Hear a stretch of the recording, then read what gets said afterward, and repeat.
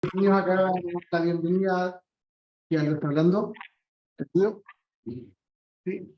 Estamos en una transmisión junta con la sede de Línea del Mar. Primero, bienvenida a los estudiantes, nuestros nuevos estudiantes del Magíster. Siempre es grato tener el primer día con los estudiantes, con los profesores, los especialistas de día nos acompañan. Pero, yo soy Pablo Benítez, director de posgrado de la Facultad de Ingeniería. Yo estoy en la Facultad de Ingeniería en Andrés Bello como alumno de posgrado. Tenemos muchas expectativas de ustedes. Las universidades hablan a través de su egresado. Tenemos muchas expectativas de ustedes. Comentarles que están buscando una universidad de excelencia. No son solo palabras. Hace 2 semanas atrás recibimos de la CNA los 6 años de acreditación. Lo que nos llena mucho de orgullo porque esto es muy joven. Nosotros hoy día, dentro del ranking de universidades, estamos peleando con muchas universidades que son para mí estamos más lejos. Esta universidad que está creciendo con una velocidad en la posición académica muy fuerte, muy fuerte. Hace muy poco recibimos también, estamos creando nuestro nuevo doctorado, creamos el Instituto de Biología Biomédica, tenemos centro de transporte, tenemos un claustro académico muy interesante que hace investigación de primer nivel. Así que la universidad que nos acoge, bien, la facultad que nos acoge es una universidad compleja que tiene todas las condiciones. Así que más bien es una invitación a sumarse al proyecto de la universidad, con mucha fuerza, mucha energía, ser partícipe de las clases. Siempre pueden recordar que la clase no es solamente el profesor, la clase está allá también. Porque ustedes son profesionales que lo que se pretende de ustedes es que den el salto dentro de su formación, pero vengan a contribuir con su conocimiento. Ustedes no son personas que son experiencia profesional, todos traen un bagaje muy importante acá, así que siempre es importante la invitación a que ustedes sean un actor protagonista. Nosotros en la universidad le decimos, ponemos al estudiante en el centro, y de verdad, o sea, el centro de instalan su conocimiento, instalan vengan a aprender, a sumarse a las metodologías que les propone el profesor. Es importante que ustedes vengan con el entusiasmo de ser estudiantes, de conocer, de abrirse a otras posibilidades.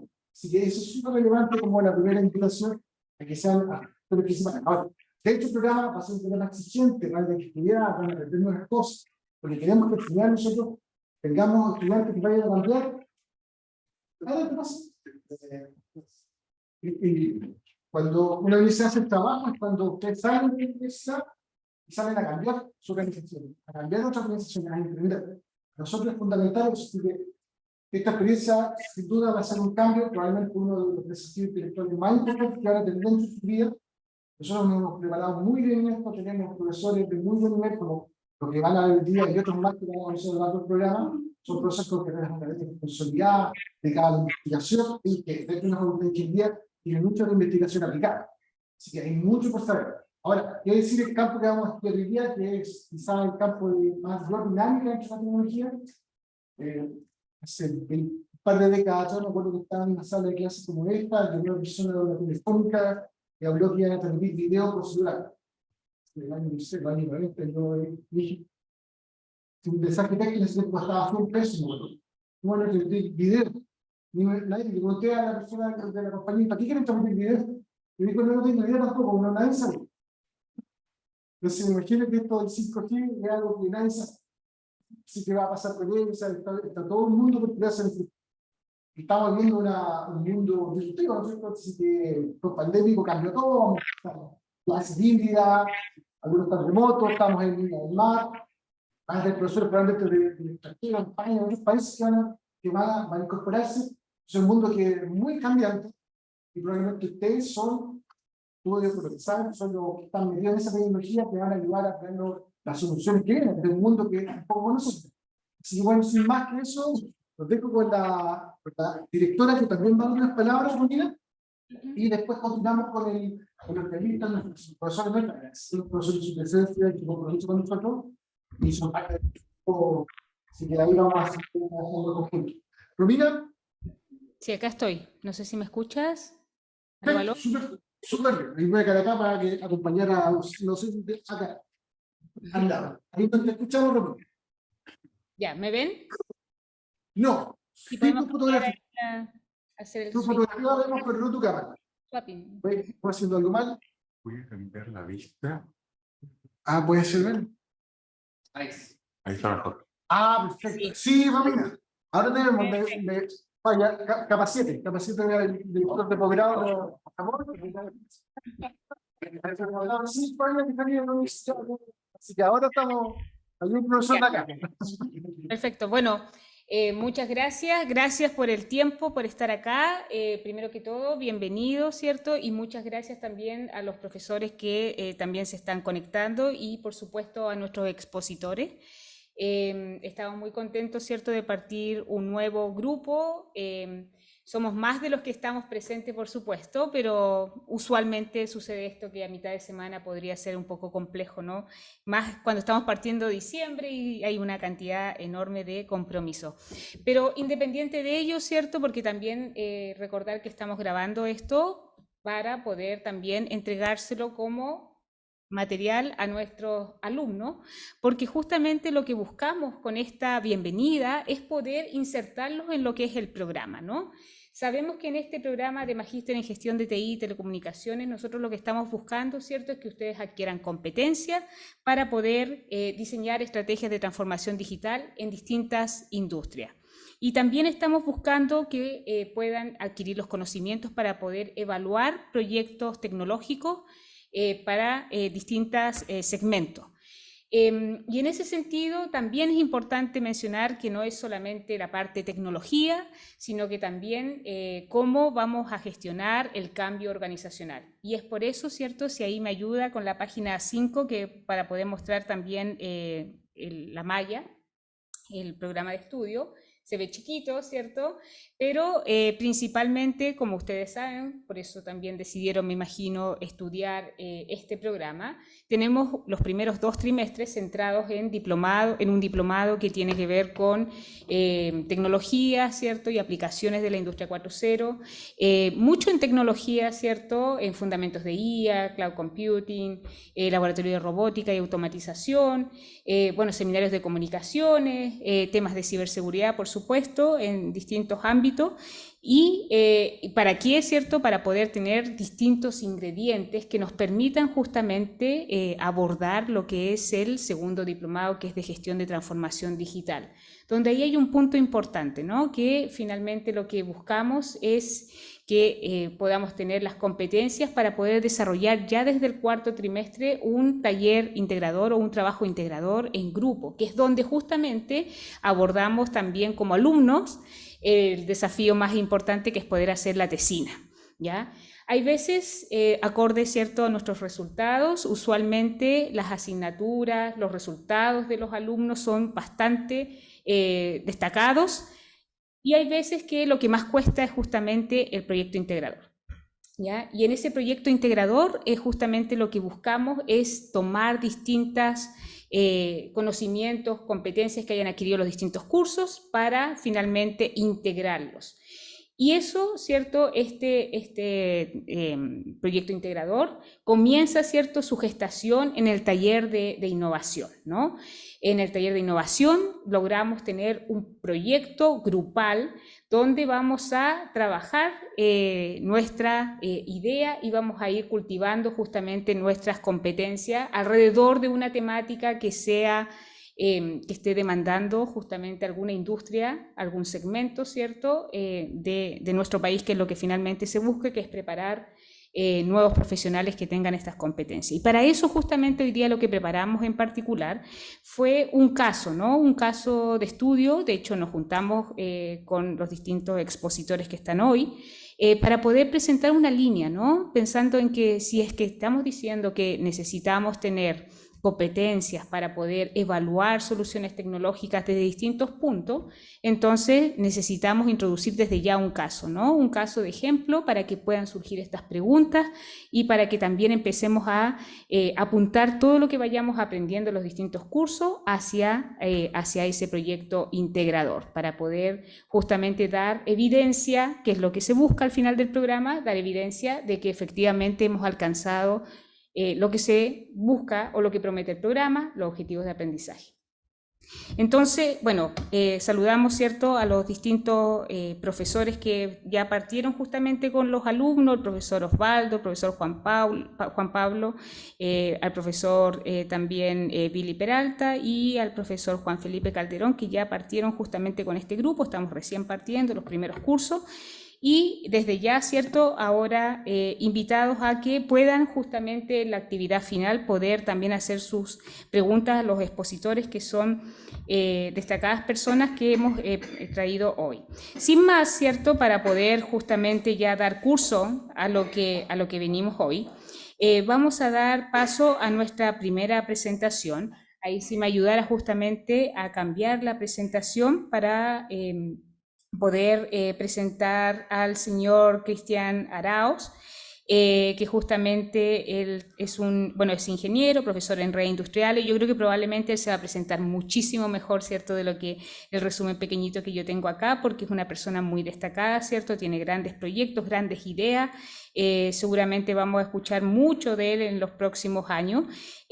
Por lo tanto, le pediría, ¿cierto?, a Cristian, ahí también nos va a dar después un resumen y se va a presentar también, para que nos pueda contar y nos pueda introducir en este caso, que lo vamos a ir trabajando con todos los expositores. Muchas gracias.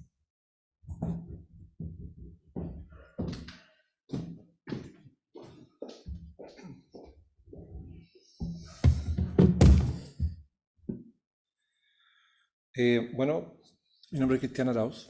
Me dedico principalmente a lo que son los gemelos digitales. Mi especialidad principalmente está basada en generar una arquitectura para que esta actividad de control remoto sobre activos físicos sea posible.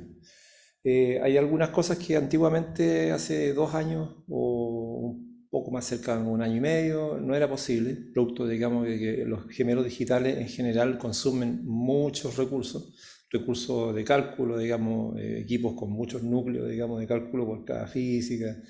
Se requiere de una baja latencia en infraestructura 5G para poder llevar a cabo un seguimiento en línea de datos que provienen de una red industrial, principalmente IoT, y eso en el fondo es lo que yo voy a exponer brevemente en estos 15 minutos. Bueno, me he dedicado a los gemelos digitales hace más de 10 años y en fabricación digital cerca de 20, y en el mundo de la industria automotriz, en Mercedes, BMW, en Nokia, qué sé yo, cerca del mismo tiempo. Voy a presentar una metodología de implementación de un gemelo digital en general. Es mucha información, pero lo he resumido de esta siguiente forma. En un contenido que está basado en, obviamente, entender qué es lo que es un gemelo digital, en este caso basado en una simulación, que es en el fondo el ejemplo más práctico de entender un gemelo digital funcionando.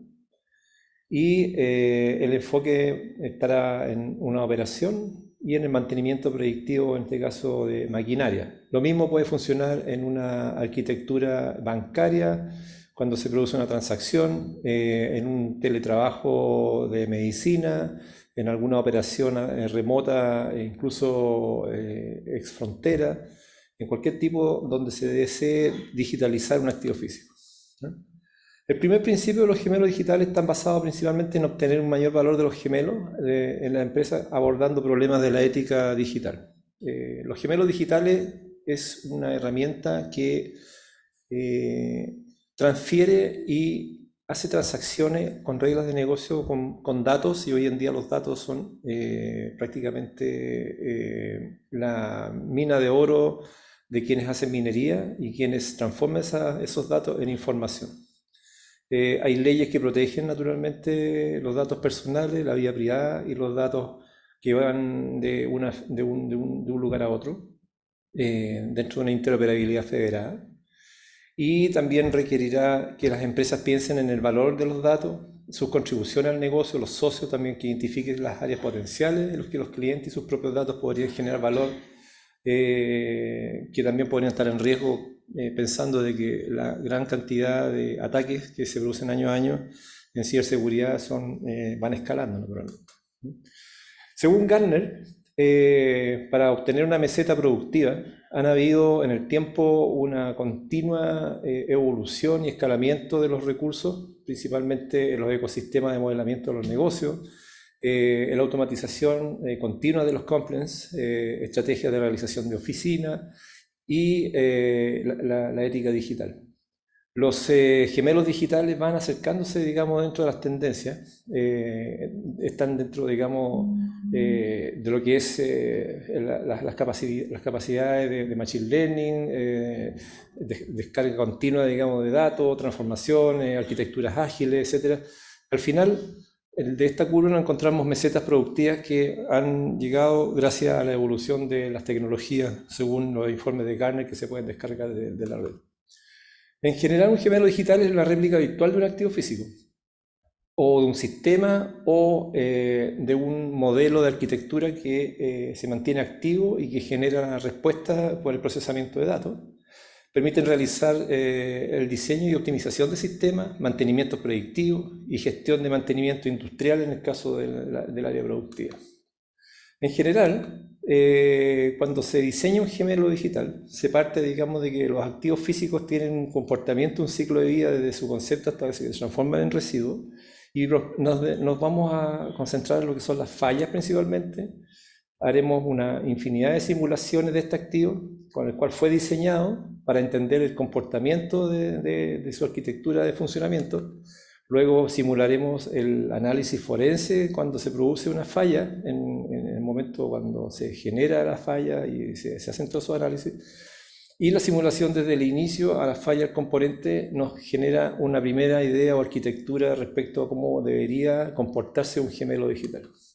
En el caso de la salmonera, por ejemplo, aquí vemos un colapso en una industria de un centro en el mar, donde hubo escape de peces con daño ambiental y una serie de otras cosas. Por lo tanto, hoy en día tenemos casos en la industria salmonera con multas muy millonarias, digamos, 1.500 millones de dólares por solamente el colapso, que si bien hoy en día, por ejemplo, se puede entender de que estos colapsos, a veces la empresa no es la responsable, sino que es producto de la adaptación de la infraestructura en el cambio climático. Para poder entender qué pasó ahí, si en este caso si hubiese hecho un gemelo y se hubiesen aplicado los datos de las físicas que actuaron en ese minuto, el día, hora exacta, las olas, viento, corrientes, correntometría, habríamos podido demostrar de que el colapso no fue una falla estructural o de cálculo de los ingenieros, sino que derechamente fue una adaptación sobrenatural al cambio climático. Esa es la primera, digamos, aplicación que podría tener un gemelo digital.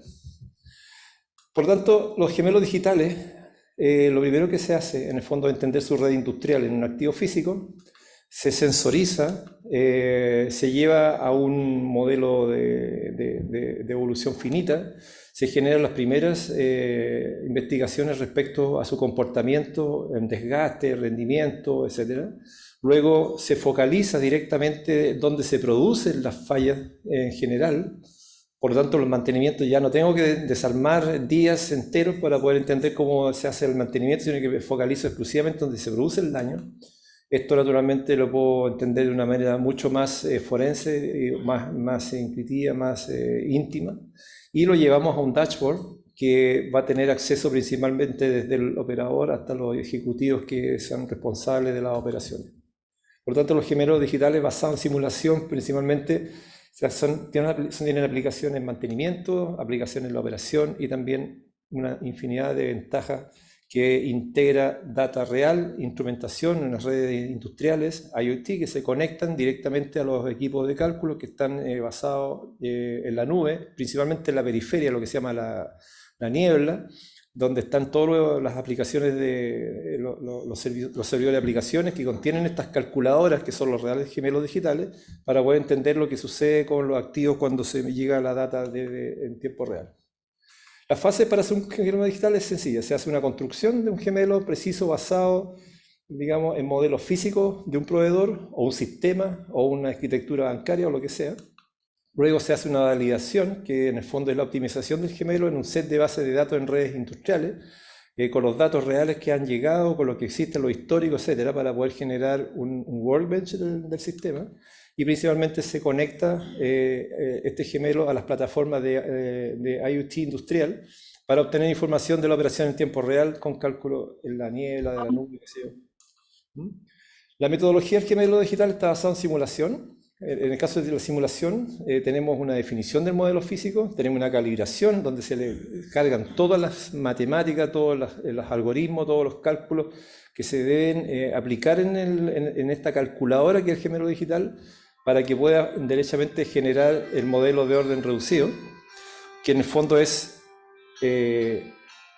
eliminar todo aquel elemento que va a generar una sobrecarga de cálculo en el equipo. ¿Ah? Si yo tengo un computador que va a bajar datos y los va a procesar, para no sobrecargar el equipo en mis núcleos físicos, voy a tener que reducir cosas, sacar cosas que no tienen ninguna incidencia. De esa forma, tenemos una creación de una operación de un gemelo digital en la nube bastante simplificada y limpia. Por eso la definición de los modelos físicos son importantes para poder entender las dinámicas de partículas, de gasto de aceleración de, digamos, estructuras de análisis de elementos finitos, en el caso, por ejemplo, de una infraestructura en la minería. Este es un molino SAC, ¿ya? Entonces, estos molinos cuando se paran generalmente 5 o 6 días con un elemento finito calculado y llevado a la realidad con datos sensorizados en una red industrial. Puedo saber dónde se produce este dato y en una empresa como Anglo American se detuvo solamente 2 días, se arregló y naturalmente hubo un ahorro bastante interesante porque en el fondo cada día que se paraba eran cerca de $2 millones en pérdidas, digamos, de este equipo. Por eso la calibración de los modelos físicos, una vez que están desarrollados, se le agregan todas las físicas para poder entrenar, así como nosotros entrenamos los equipos para análisis de imágenes. Cuando los procesadores los entrenamos con millones de imágenes para que después puedan generar, obviamente, esos cuadraditos que se aparecen, digamos, en las imágenes. Podemos entrenar estas calculadoras o estos gemelos digitales con todos estos parámetros, de tal manera que el modelo o los sistemas, digamos, puedan entender cómo funciona el equipo en tiempo real y entregarnos información de estos datos. La generación del modelo de orden reducido es que en un sistema, cuando se digitaliza el activo físico, por lo general, lo primero que se hace es un ingreso de datos. Estos datos se le aplica, obviamente, el algoritmo que se entrenó el equipo, que son verdaderos solvers, ¿no? Que resuelven problemas y nos dan respuestas, ¿ya? A cada uno de los inputs. Luego esto genera un modelo de orden reducido, donde tenemos varias capas de respuesta, y en general el sistema nos permite generar una simulación de este modelo reducido que al final nos entrega una infinidad de información que se guarda, se almacena en un historiador, para después compararlo con los datos que lleguen en tiempo real y ver en esas gráficas qué anomalías podemos tener, digamos, de ese sistema. Los gemelos digitales, cuando están implementados, naturalmente, ese sería como la arquitectura en el caso de un gemelo físico, ¿ya? Donde se aplican infinidad de soluciones, de modelos de entrenamiento provenientes de las EEE, modélica, programaciones o script en C, que trabajan en los kernels de los sistemas operativos con las máquinas mismas, C++, Python para conectar bases de datos, etc. Lo mismo se entrenan modelos físicos validados en algunos software que son ampliamente conocidos por su gran capacidad de detalle. Esto genera una arquitectura para poder entrenar y generar un gemelo digital. En definitiva, los gemelos digitales siempre nos van a estar hablando del modelo físico, del activo físico, en la medida de que los datos que lleguen son obtenidos de manera directa, automatizada y sin procesos manuales directamente, lo cual se pueden automatizar a través de contratos inteligentes, y podemos tener superficie de respuesta bastante interesante, y generar una infinidad de modelos de información en pantalla o dashboard, con la cual nos da información de los activos de tal manera como podemos ver cómo se está comportando, generar información respecto a los desgastes, modelos predictivos, cuándo parar un equipo, cuándo el equipo se está generando un error, tener a través de un contrato inteligente un script que permita parar el equipo, avisar y una serie de otras funciones. Esa es la forma con la cual los gemelos digitales, a través de un modelo de orden reducido, en un workbench dinámico que entrena a estos gemelos, permite poder generar estas superficies de respuesta para poder entender el dashboard, obviamente los datos que llegan a estos dashboards, ¿ya? En definitiva, las competencias para un Digital Twin hoy en día están resumidas principalmente en arquitectos de redes industriales, arquitectos de la nube, ciberseguridad principalmente, ingenieros de software, que usan análisis, evaluaciones y programación de proyectos a través de las EEE 830, 19990 y una infinidad de otras más también, ¿cierto? Que armonizan algunas otras anteriores. Ingenieros en áreas de práctica, ingenieros mecánicos, ingenieros de software, ingenieros comerciales, médicos, cirujanos, qué sé yo, cocineros, lo que sea que vayamos a digitalizar. Big Data, principalmente para poder entender cómo los datos podemos almacenarlos en los historiadores. Informática de contrato inteligente, que es muy fuerte lo que viene hoy en día, para poder automatizar algunos procesos y asegurar la legalidad de la documentación o de la información que se está entregando a través de los trust providers. Y la informática de gateway, matemáticos estadísticos, diseñadores digitales para realidad aumentada, metaverso, que puedan tener interactividad con nuestros gemelos digitales. En definitiva, la utilidad de los requisitos de un gemelo digital se podría resumir que la tokenización de activos físicos va a depender, va a usar muchos gemelos digitales para poder asegurar la legalidad de los datos, la veracidad y también de que los datos no tienen manipulación manual. Pueden generar guardianes digitales 24/7, control,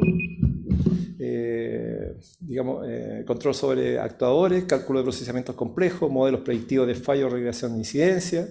Pero para que esto suceda, necesariamente necesitamos 5G o baja latencia para descargar y cálculo, digamos, procesadores basados en la nube, servicios en la nube, web, contratos inteligentes. Necesitamos una fuerte entrenamiento y conciencia en ética y conocimiento de la ley de protección de datos, ciberseguridad intensiva naturalmente, arquitectura de red, inteligencia digital verificada por Key Customer y tecnología de distribución ledger para poder asegurar las transacciones. Eso por el momento, mucha información y espero de que haya sido útil y en definitiva los gemelos digitales ya es un tamaño de mercado bastante interesante, por lo tanto es algo que perfectamente podemos abordar ya desde un punto de vista profesional como una de las áreas que requiere miles y miles de competencias que no están hoy en día en el mercado y en la industria. Muchas gracias.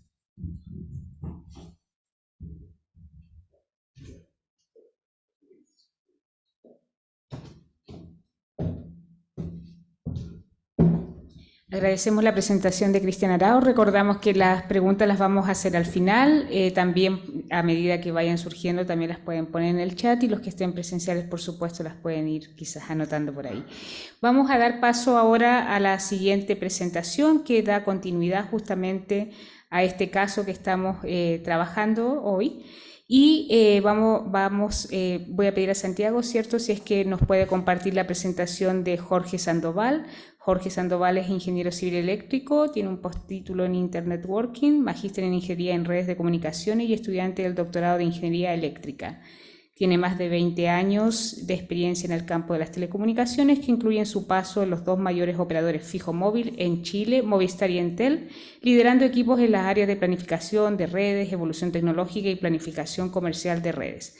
Académico de la Universidad de Chile, desarrolla investigación en temas relacionados con 5G, 6G y docencia en el Departamento de Ingeniería Eléctrica para estudiantes de pregrado y posgrado, como también en el espacio 5G. Se desempeña además como académico en la UAI, la Universidad Adolfo Ibáñez, para las carreras de Ingeniería Civil Industrial e Informática y en la UNAP para el Magíster en Gestión de TI y Telecomunicaciones y como instructor senior en cursos de tecnologías emergentes para operadores y proveedores de telecomunicaciones.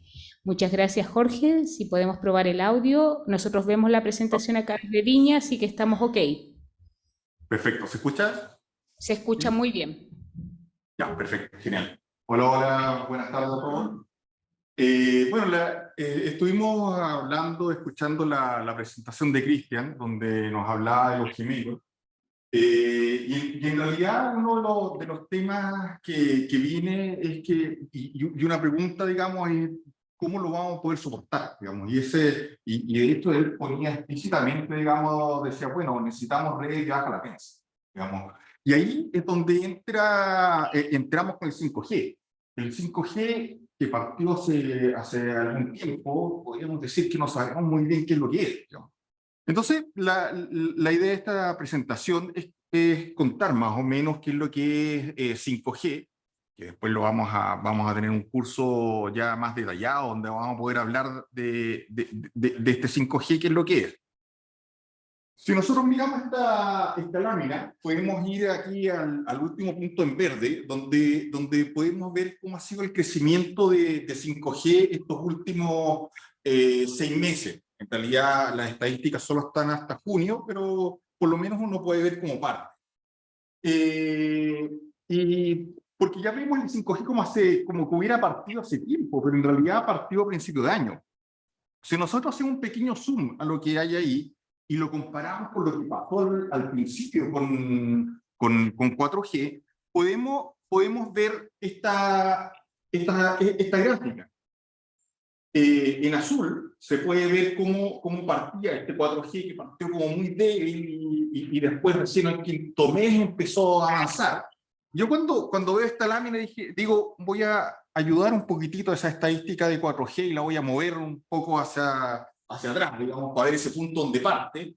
Y en realidad, que ahora está en rojo, digamos, podemos ver que hoy día el 5G tiene el doble de clientes que tenía en su momento el 4G. O sea, está creciendo el doble de velocidad.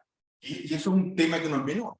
Nosotros partimos en Chile con 4G avanzado, porque veníamos del terremoto, la licitación fue lenta, porque los operadores y las UTEL se preocupó de levantar las redes que quedaron con las antenas apuntando para cualquier lado, entonces partió más tarde, pero 5G partió bien, partió bastante bien. Yo por lo menos una de las cosas que siento es que en la pandemia nadie cambió teléfonos, digamos, y creo que cuando empezó a liberarse esto, aprovechamos de todo de cambiar el teléfono, y a lo mejor eso fue como una ayuda al crecimiento de usuario, pero, y lo que muestra es que está creciendo rápido. Por lo tanto, en pocos meses, digamos, vamos a tener mucho más todavía. Digamos, esto está hasta junio, digamos, así que cuando se actualice los últimos datos, vamos a ver cómo sigue creciendo. ¿Pero qué es el 5G? Cuando uno ve las especificaciones del 3G, del 4G y del 5G, en este caso, podemos ver que lo que se define en 5G es que vamos a tener una nueva red, ¿no? Que básicamente va a soportar 3 tipos de servicios. El primero, una mejora a la banda ancha móvil. La segunda, comunicaciones de baja latencia. Y la tercera, IoT masivo. ¿Ya? Entonces, esa es la definición con que se hace 5G, con un claro objetivo, digamos, de tener servicios que se van a montar.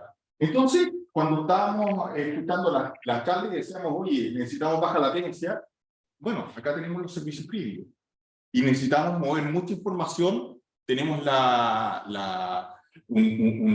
banda ancha mejorada, y además tenemos el IoT, o sea, para poder tener una gran cantidad de sensores, una gran cantidad de actuadores. Ojo que cuando hablamos de 5G no llega inmediatamente, pero lo vamos a ir viendo de a poco cómo va llegando. ¿Qué es en detalle cuando nosotros pensamos en este Enhanced Mobile Broadband? En el fondo estamos pensando altas velocidades. Siempre uno piensa en altas velocidades. ¿De qué orden? Hoy día cuando tú pruebas el 5G puedes llegar a 800 megabits por segundo sin ningún problema. Obviamente sin ningún problema significa con pocos usuarios, porque gracias a esto debe aumentar.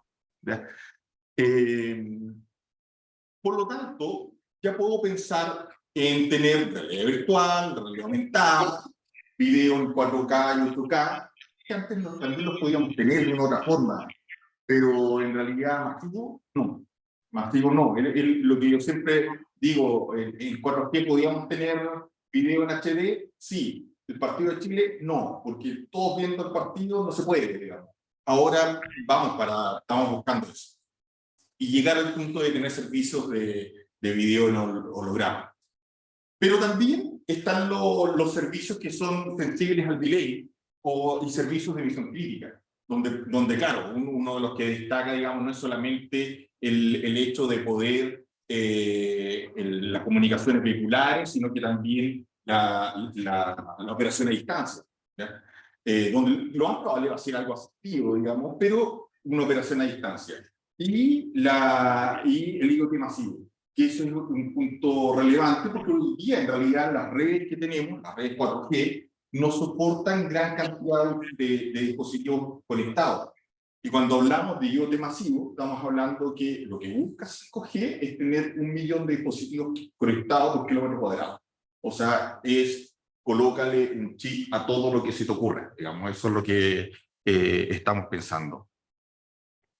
Entonces, esto lo que hace en el fondo, estos tres ejes, es definir también especificaciones que nos dicen hacia dónde va y qué le vamos a exigir a este 5G, donde podemos ver, siempre nos gusta ver la parte de velocidad, digamos. Entonces, cuando vemos la velocidad, hablamos que podríamos llegar a 20 gigabits por segundo, con unas letras chicas, digamos, pero que no está muy lejano. Nosotros hace, ¿cuánto fue?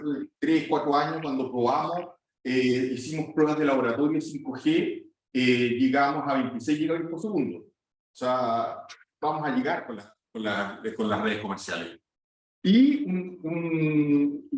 unas velocidades de usuario aseguradas de 100 megabits por segundo. Claro, yo llego con mi teléfono, llevo 800, pero estamos hablando aquí de datos de usuario para todo el mundo cuando estemos navegando en forma normal. Entonces, es una velocidad bastante buena. Aquí, eso significa, por otro lado, tener capacidades de 10 megabits por segundo por metro cuadrado. Digamos, eso es como para ir seteando, digamos, de qué pasa si habemos mucha gente. Bueno, es 10 megabits por metro cuadrado.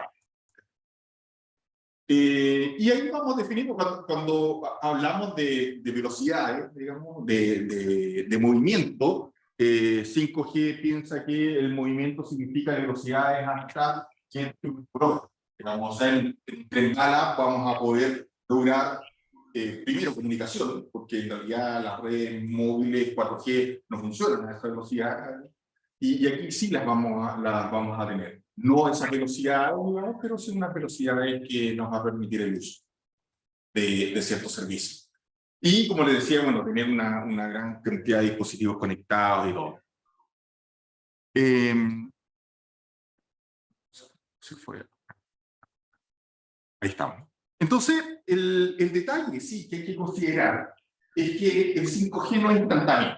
No parte con todas estas funcionalidades.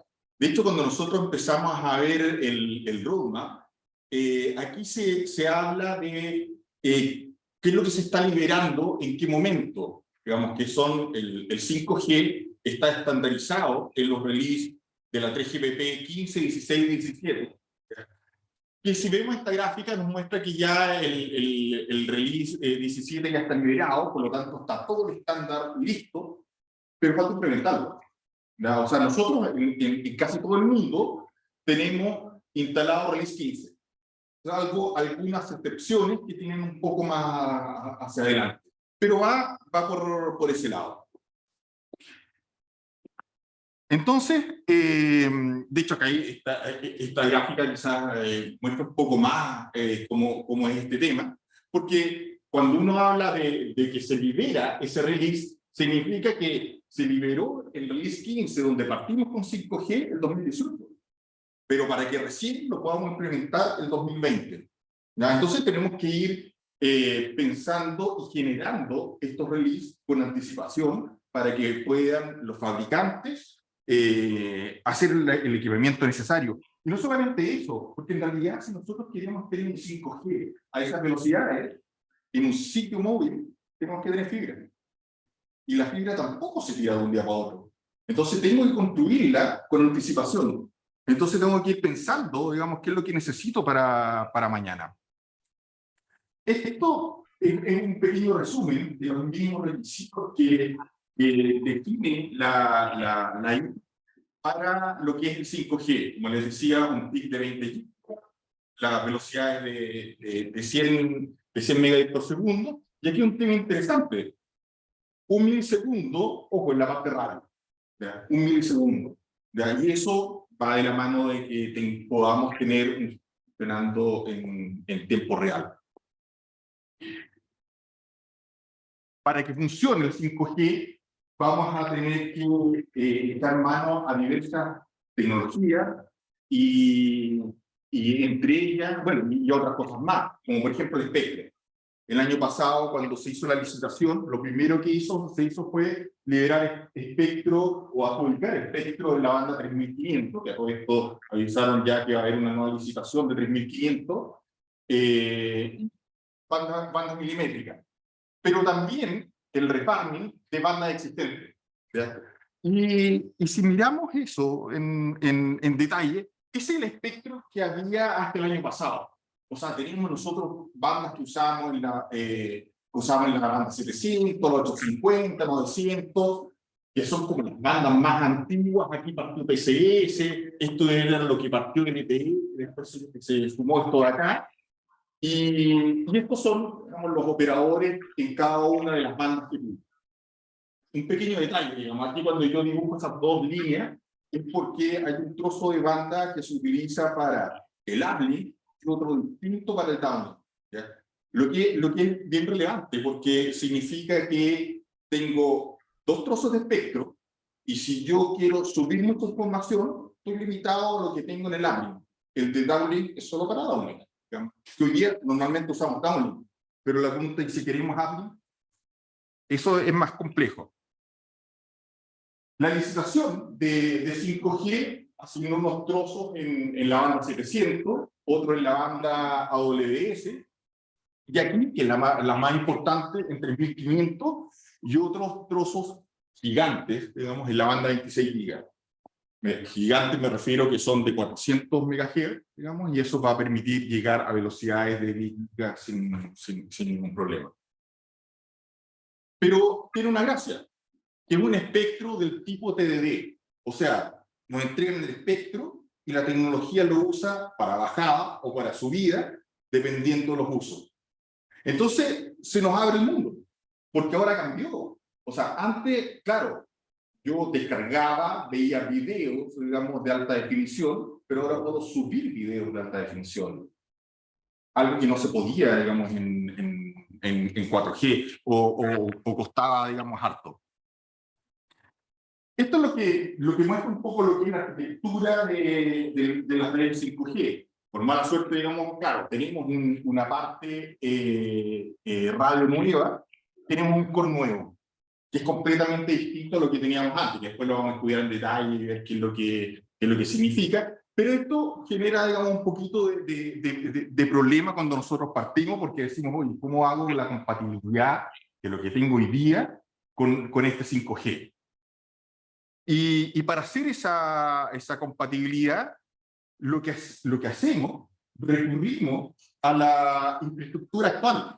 O sea, tomamos las radiobases 4G que tenemos y las hacemos conversar con las nuevas radiobases 5G usando el core antiguo, el core LTE.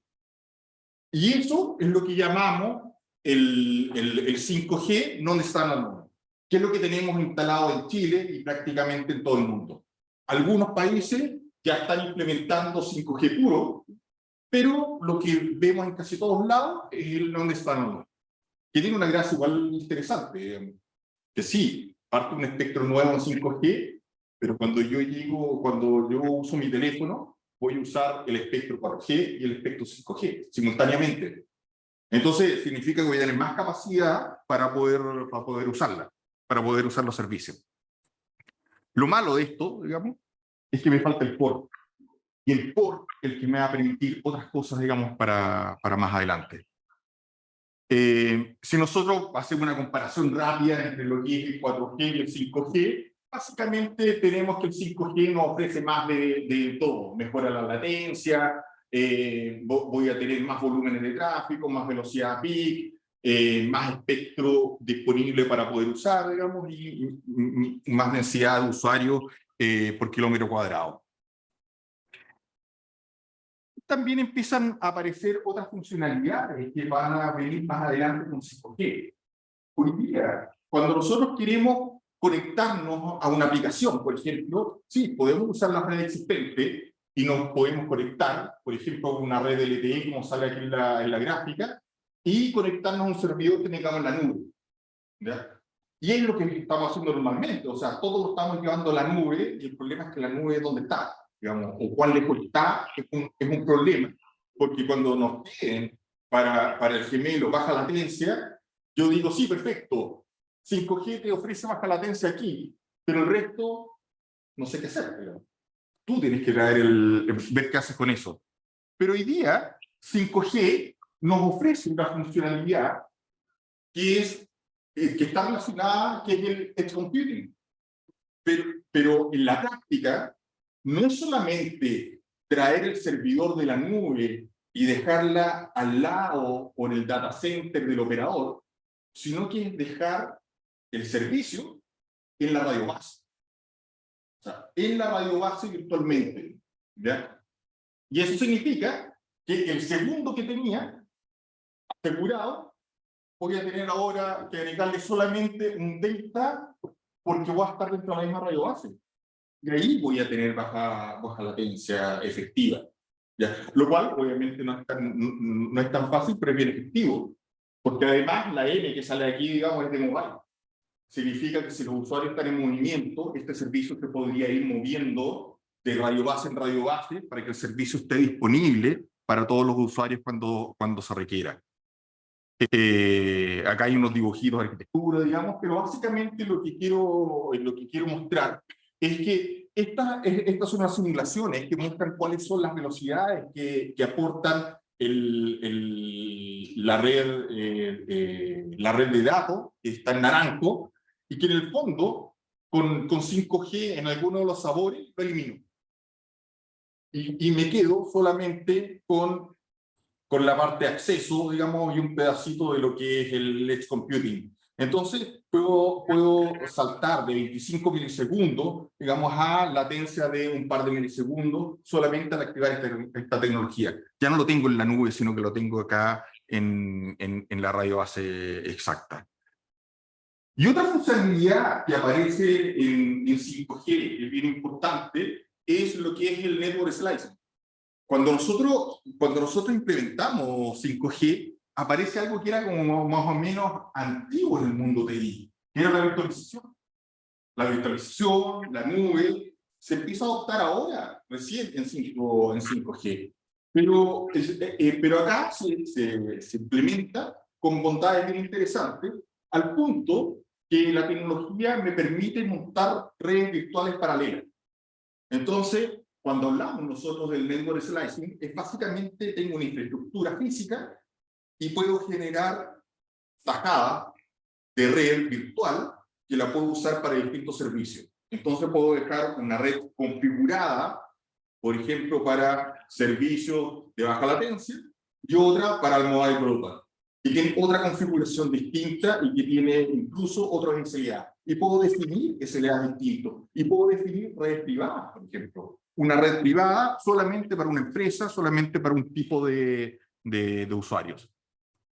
Eso me abre las posibilidades para tener distintos servicios, desde los servicios de baja latencia a los servicios de alto throughput que voy a estar, que voy a tener. Hoy día ya tengo disponible y mañana lo voy a seguir mejorando.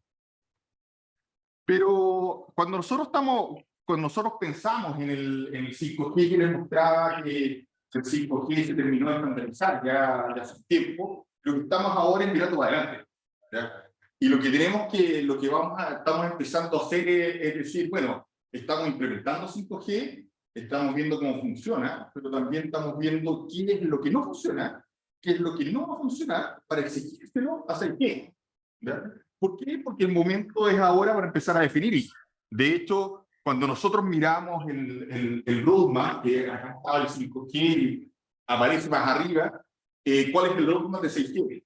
Hoy día ya se está pensando qué es lo que es el 6G, y de hecho, el próximo año, el 2023, vamos a tener la definición estricta de cuáles son los casos de uso que se esperan en 6G, ¿ya? Para desarrollar la tecnología. Y aquí es un punto que es relevante. Nosotros en Chile no vamos a fabricar chips, una cosa, pero sí podemos investigar, sí podemos generar tecnología para que esto funcione. Y eso es lo que estamos trabajando hoy día. Estamos trabajando en las tecnologías que van a ser necesarias para que esto funcione. Desde estábamos hablando de comunicaciones en bandas milimétricas, ahora nos vamos a ir a los terahertz, vamos a ir a hablar de comunicaciones por luz visible, dado que tenemos LED, lámparas LED por todos lados, porque no transmitimos también por ahí, vamos a hacerlo de esa forma, de modo tal que podamos reunir ancho de banda por todos lados. Porque de hecho, cuando hablamos de estas comunicaciones holográficas, cuando pensamos en la televisión 3D, claro, nosotros estábamos con nuestros lentecitos viendo en 3D, pero lo que buscamos ahora en los nuevos servicios es que yo vea a la persona en 3D y si de repente quiero mirarle en el costado, yo me mueva y le vea la oreja. Y para eso necesito que el usuario tenga 1 GB, cosa que no tenemos hoy día, no lo tenemos en 5G, no lo, porque 5, sí, vamos a lograr pic de 1 o 2 gigabits, pero no para todos. Si todos se ponen a ver, no vamos a llegar al giga. Pero en 6G sí vamos a querer tener 1 giga para tener este tipo de servicios y todos los que queramos para él. Bueno, eso sería lo que es el 5G, lo que es el 6G, y más detalles los vamos a ver en el curso que tenemos más adelante.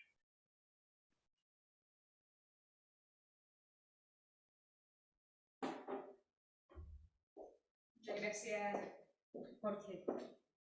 Si se alcanza a escuchar desde ahí, parece que no. Bueno, muchas gracias, Jorge. Para dar continuidad también a lo que estábamos justamente tratando, hoy hemos invitado a Peter Bacher, cofundador de Trust Anchor Group, que justamente crea redes e infraestructuras abiertas, interoperables y seguras para las Smart Societies, fundador de Little Sister, una red social distribuida basada en estándares, basada en los principios de privacidad y propiedad de la información para organizaciones, individuos y máquinas. Peter también trabaja en la estandarización para IoT y Smart City y la sociedad. Por lo tanto, bueno, muchas gracias, Peter, por estar acá.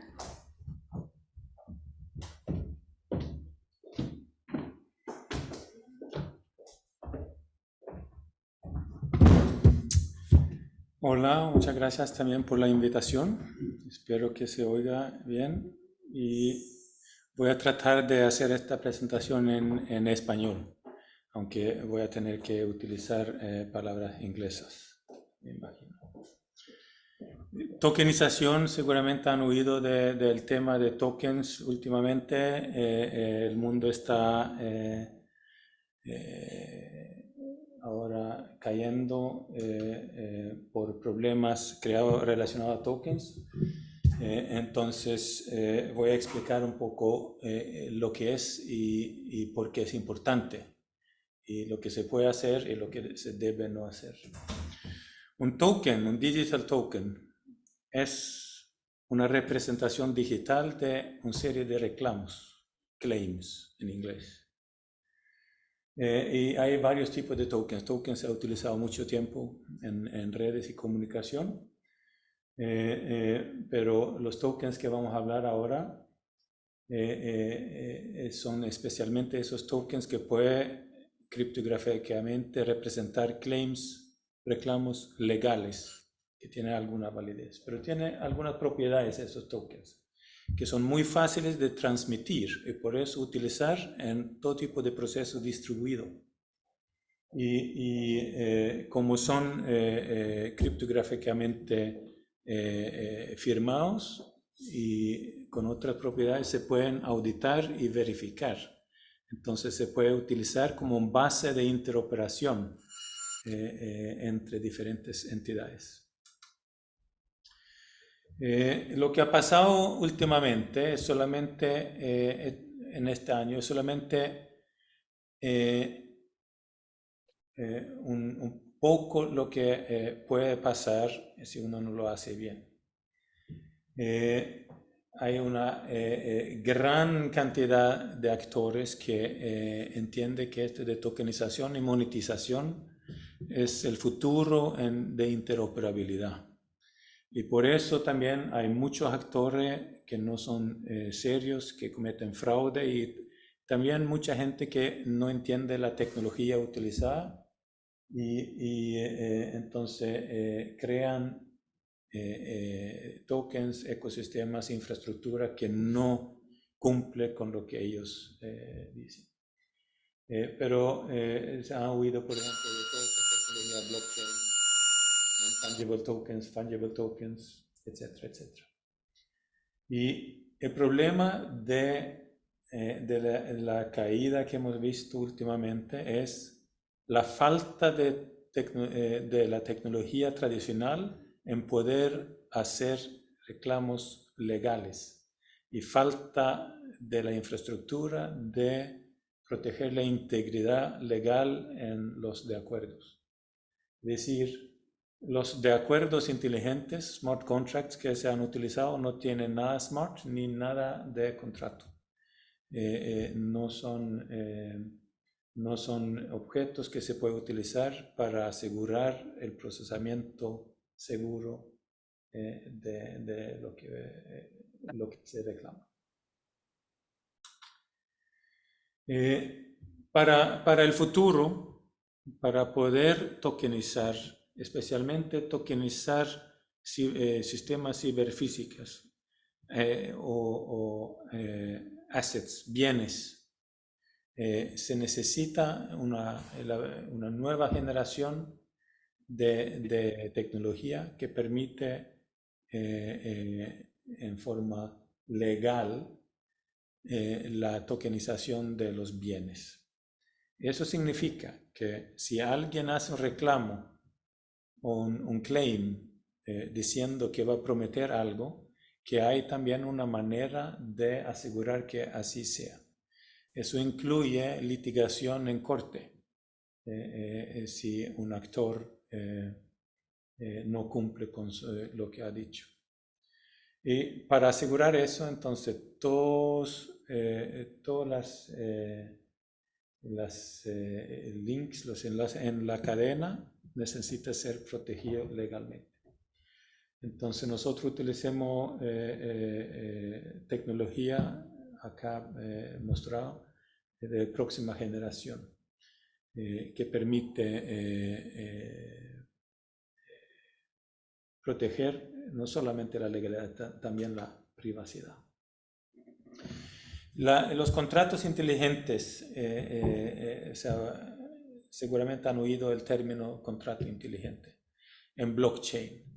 En realidad es solamente programa, un script que se guarda en un blockchain tradicionalmente. Y eso significa que todo el mundo puede tener acceso a ese script y leer lo que contiene, pero eso es muy lejos de lo que nosotros entendemos de un contrato. Es decir, es muy fácil crear script que se ve hacer algo, pero hace otra cosa.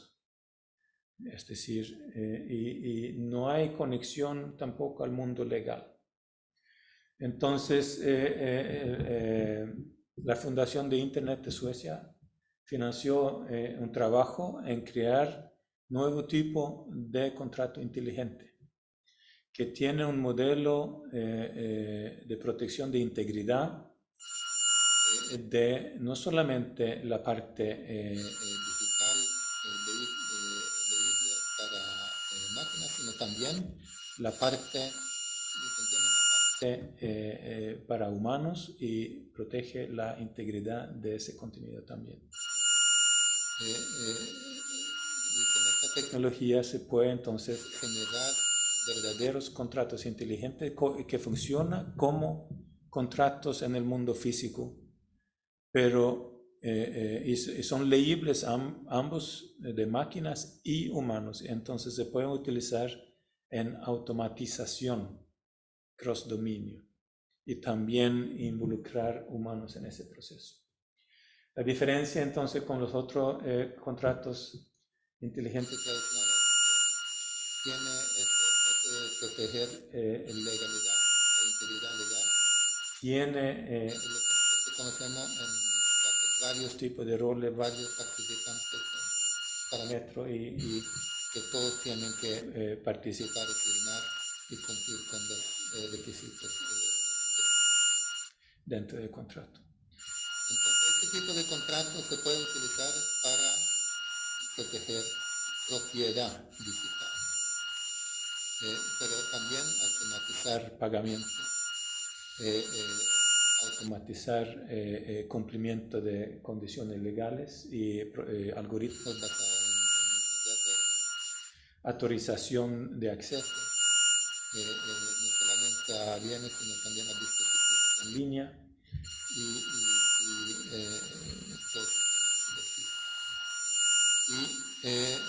como es todo esto, esta propiedad intelectual también donado a IEEE en el esfuerzo de estandarización global para máximo interoperabilidad. Eso significa que todo el mundo puede utilizar esta tecnología para ese tipo de automatización.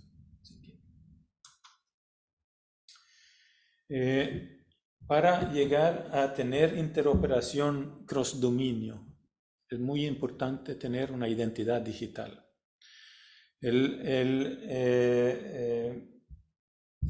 Los blockchain tradicionales utilizan pseudonimización, donde todos los actores tienen una clave pública publicada y nada más.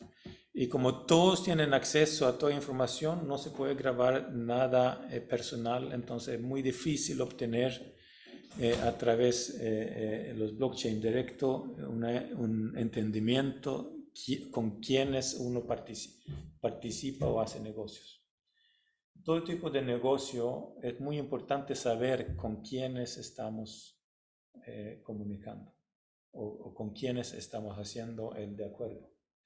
Y por eso se necesita una identidad digital. Y en este esfuerzo de estandarización incluye también un self-sovereign identity, una identidad distribuida que cada participante puede utilizar y ellos mismos controlan esa identidad.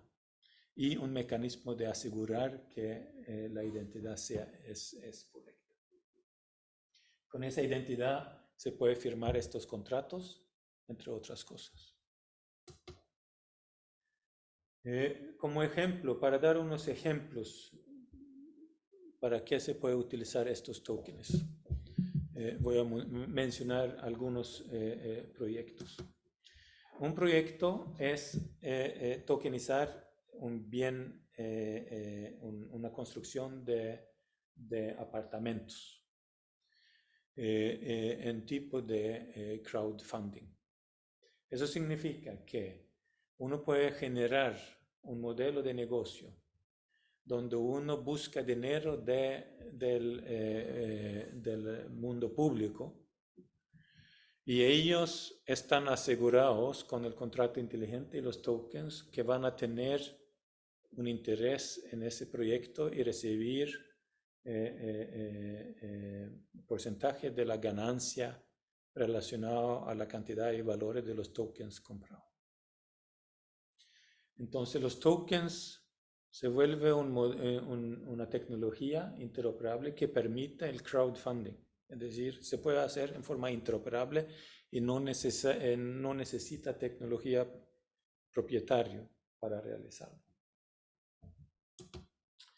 Otro proyecto que genera mucho interés por el momento es el Returner Token, que es el Carbon Returner Token.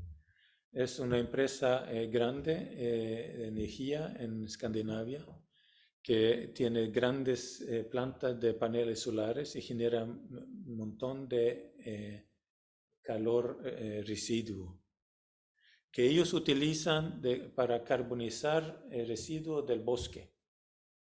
Ese carbón después lo muelan y mezclan con agua y pueden depositar en minas fuera de uso. Así como es carbón activo, en inglés bind, se junta con todo residuo tóxico en esas minas también y al final genera un neto negativo de carbón de la atmósfera sin agregar energía adicional. Entonces ellos tokenizan ese proceso y pueden vender esos tokens y esos tokens se vuelven como crédito de carbón porque cada token es una promesa legal que se va a extraer cierta cantidad de toneladas de carbón de la atmósfera. Entonces, está aprobado como un crédito de carbón con un menor precio que lo que cuesta comprar un crédito de otras formas.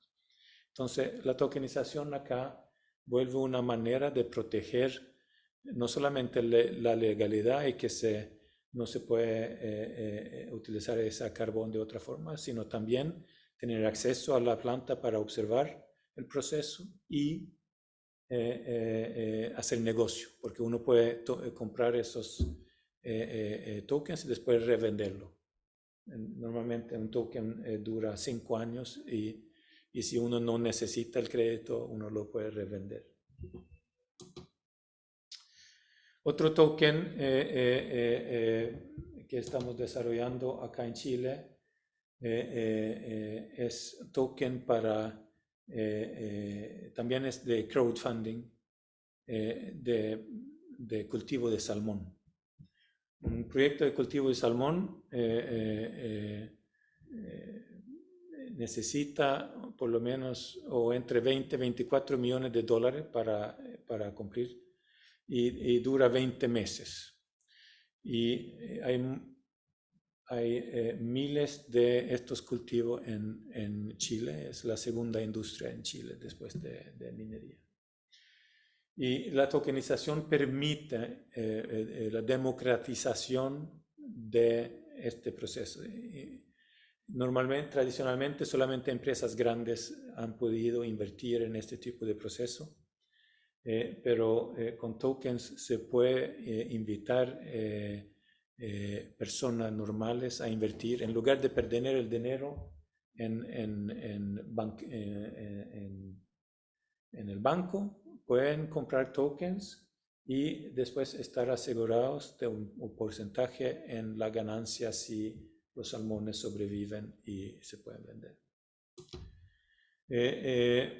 Es una industria tremenda en Chile, con sobre 3.000 concesiones y 1.500 en proceso.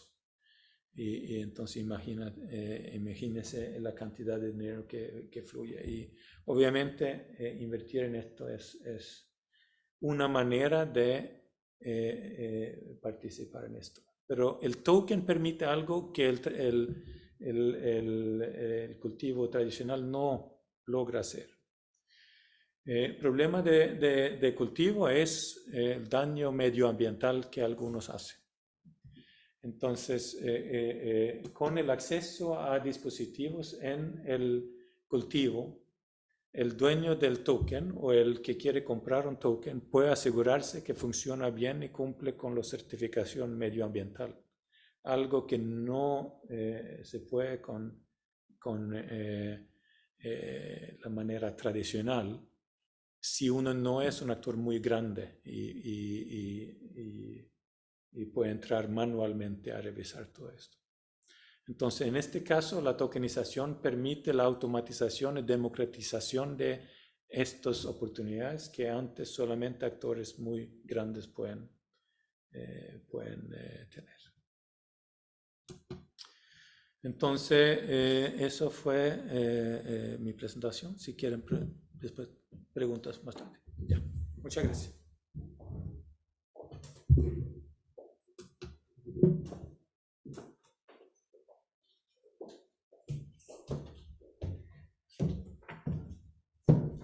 Bueno, agradecemos la presentación de Peter Bacher, sobre todo con los conceptos de democratización para que más personas puedan entrar a esos mercados. Vamos a dar continuación a la presentación de Alfonso Hijo. No sé si Santiago me podrá ayudar justamente compartiendo la presentación y compartiendo, perfecto. Alfonso Hijo es ingeniero civil eléctrico con magíster en Ciencias de la Ingeniería de la Universidad de Chile, arquitecto TICAR multidisciplinario, líder de equipos de alto desempeño en proyectos tecnológicos. Tiene una larga experiencia como comunicador con conocimientos y habilidades con larga experiencia en compañías internacionales enfocadas en tecnologías e innovación. Evaluador experto de proyectos asociados a innovación y desarrollo tecnológico, profesor de cátedras en cursos de pregrados de Ingeniería Civil Eléctrica y en Computación, profesor experto en cursos de tecnologías emergentes con foco a 5G e IoT. Inteligencia artificial, Smart City y procesos regulatorios. Bueno, una vez más, Alfonso, muchísimas gracias por poder estar acá y hacer justamente acá el cierre de las distintas charlas y el caso que estamos también ahí conversando y estudiando. Muchas gracias. No podemos ver tu cara, sí, Alfonso. Ahora sí, gracias Romina por la presentación. Sí. Muy buenas Ahí tardes. de Santiago, si de repente nos ayudan también para que puedan compartir también también tu cara o el video. O quizás yo lo cambio, o quizás acá en Viña nos pueden ayudar para que aparezca en primer plano también la persona. Desarrollamos mientras tanto. Yo creo que ayer la primera desarrollamos la Ahí estamos presentación. bien, estamos bien. Bueno, lo primero, la bienvenida para nuestros nuevos alumnos, alumnas. Van a pasar muy bien en el magíster, aun cuando les va a tocar trabajar, la parte de la pega, del trabajo diario, ¿cierto? Van a tener la oportunidad de perfeccionarse. Yo creo que el Rayo para la Suma lo vamos a conversar en unos años más. Van a estar muy satisfechos en este desafío que estamos afrontando. Y mi respeto, porque hay que tener valor, apoyo de la familia, aparte del tema económico, pero los potencias, ¿no? Lo personal, he estado formando profesionales de los 30, y es muy satisfactorio ver cómo esto de tomar un postítulo, un posgrado, un magíster, en el caso de ustedes, les cambia la vida. Esto va más allá de la aumento de sueldo o de la cosa que jefe. Es mucho, mucho más que eso. Así es que hoy quiero hacer una consolidación, colocar un paraguas, lo que hemos estado conversando con Cristian, con Pipe, con Jorge, bajo este concepto de ciudades inteligentes e industrias inteligentes. Un poco preguntando, ¿y para qué estábamos viendo todo lo anterior? Entonces, ya la presentación de Romina fue súper extensa. Sí quiero destacar que algunos aprendizajes, liderando el Consejo Tecnológico de un mexicano con harta plata, de Carlos Slim, su empresa, acá tenía Telmex, ahora es Claro, pero tiene hartas empresas repartidas en el mundo. Me ha permitido ver que la conexión entre la academia y la industria son dos vasos comunicantes que se nutren muchísimo. Ya dice, bueno, es que en realidad ¿qué tienen que ver todas estas cosas que vimos antes con lo que yo quiero aprender y después potenciar? Se van a dar cuenta que en su proyecto integrador van a tener la oportunidad de utilizar todas estas herramientas que los van a convertir, varita mágica, de aquí a 2 años más, sería que ustedes estén listos con Magister, y van a convertir en arquitectos de tecnología. Van a poder integrar todas estas cosas que por ahora suenan como parte de un rompecabezas sin poder ver el panorama general. Y eso es lo que les quiero anticipar, el panorama general. Destaco la colaboración de, acá está el profesor Dugueño, con quien venimos trabajando desde hace ya 2011, lanzamos los primeros pasos, ¿cierto? Tenemos entre los alumnos Carlos Gómez, estará en Viña, estará en Santiago, no estará. Teníamos un colega de Telefónica, don Carlos. Yo debe reconocer entonces dentro de, a ver, cuál de las fotos. Tenemos unas fotos compartiendo con colegas de Telefónica 2011, sí, algunos quedan. Acá con los colegas de la Subtel, esto debe ser un poco más reciente porque está Claudio Araya, no estaba de subsecretario todavía, suyo, en donde hemos estado impartiendo cursos desde hace ya bastante tiempo en las distintas temáticas que vamos a abordar hoy. Entonces, desde el punto de vista docente, creo que puedan aprovechar esto que vamos a hacer en la UNAM. No me refiero a esta presentación específicamente, sino que este caminar juntos que empezamos a fortalecer con la malla que nos mostraba Romina un rato atrás. Entonces, le agradezco a Ignacio, como decía, hemos trabajado durante tanto tiempo y este material lo ha preparado él. La primera no que es, sino que sea un Smart City. O sea, para calentar motores, oye, uno empieza a soñar y poner el Smart, al Smart Watch, ya todo es inteligente. Pero, ¿sabes cómo esto lo mostrábamos por ahí por el 2009? Una pequeña actualización, digamos, han pasado sus buenos años, pero ya estábamos pensando en hacer verticales en distintas industrias. Tenemos alumnos y alumnas que vienen de la banca, otros que vienen de puertos, aeropuertos, minería, y vamos a ver que bajo el concepto de las Smart Cities, todavía no las industrias inteligentes como agro y minería, pero sí en la parte de transporte, o bien en la parte de salud, o bien en la parte de distritos inteligentes, podemos envisionar el desafío que significa en cuanto a las tecnologías habitantes. Esto del cine, el cloud computing, quiero ser más inteligente en la ciudad, entonces, bueno, vamos a meter inteligencia artificial, un montón de otros learning más. Bueno, lo relevante aquí es preocuparse de ordenar todo este puzzle y vamos a identificar tecnologías habitantes, una de las cuales tiene que ver con tokenización, otra tiene que ver con gemelos digitales, y otro con los sistemas de comunicaciones capaces de resolver estos problemas que hablábamos de baja latencia, mayor ancho de banda o alta confiabilidad, 5G, 6G. Entonces, para eso les pido que veamos este video.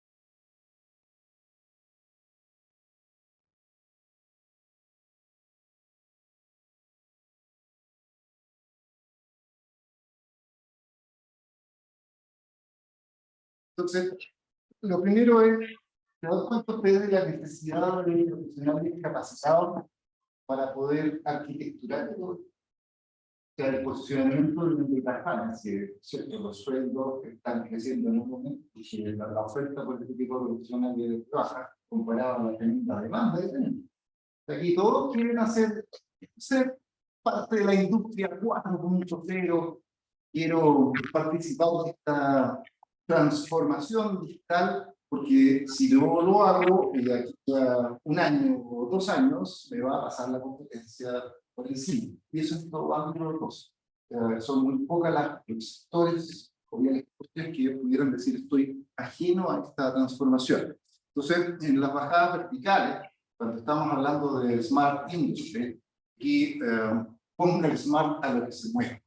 Y aquí hay un proyecto interesante, yo espero que esto sea parte de lo que ustedes van a construir como vecina, proponiendo un proyecto de base de innovación con base tecnológica, que incluso puede ser un emprendimiento personal. Entonces, ojo a esto, que en la mirada más cercana, de repente en la misma empresa donde estoy trabajando, por ejemplo, si estoy en la minería, tenemos alumnos de la minería, bueno, la minería 4.0 ¿no? hace uso de un montón de estas, ¿sí? Me están escuchando un poco mal.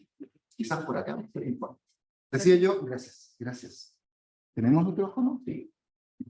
No, se me dice que está Ah, bien, con eso lo sé. Bien, sigamos entonces. Yo decía que en minería 4.0 partimos con los ahorros del mantenimiento preventivo, por colocar un montón de sensores y anticiparnos a las fallas de los grandes camiones, por ejemplo. Estoy hablando 12 años atrás aproximadamente. Pero hoy es un tema realizado, el estado de salud de los conductores, hasta conducir remotamente los camiones, o sea, van sin el conductor físico y lo está teleoperando desde unos pocos desde un lugar cercano. Lo hacemos con 5G, pero acotado, no con 5G local. Digo, global, lo hacemos solamente local.